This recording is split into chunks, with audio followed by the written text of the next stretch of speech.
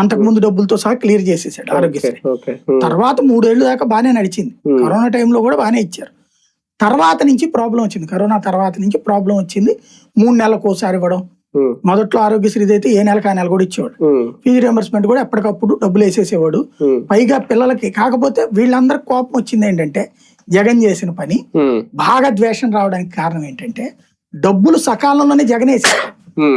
తల్లుల అకౌంట్లు వేసాడు వాళ్ళకి, స్కూల్ మేనేజ్మెంట్ అకౌంట్లుగా. ఈ తల్లులు ఏడిపించుకుతున్నారు మేనేజ్మెంట్. ఈ తల్లులు నీకు డబ్బులు ఇస్తారు, మాకు సంబంధం లేదు, మాకు జగన్ ఇచ్చాడు, మా పిల్లల్ని చదివిస్తున్నందుకు అని చెప్పిన వాళ్ళు. అలాంటి వాళ్ళు లేదా తెలిసి కూడా అయినా సరే ఈ ట్రిప్ నేను ఖర్చు పెట్టేసుకున్నానండి, ఆ పెత్తరం మీ ఇష్టం, నెక్స్ట్ ట్రిప్ వచ్చిన దాంట్లో ఇస్తాం అని 3 కిస్తుల్లో 1 కిస్తీనే కట్టిన వాళ్ళు ఉన్నారు, 2 కిస్తుల్లోనే కట్టిన వాళ్ళు.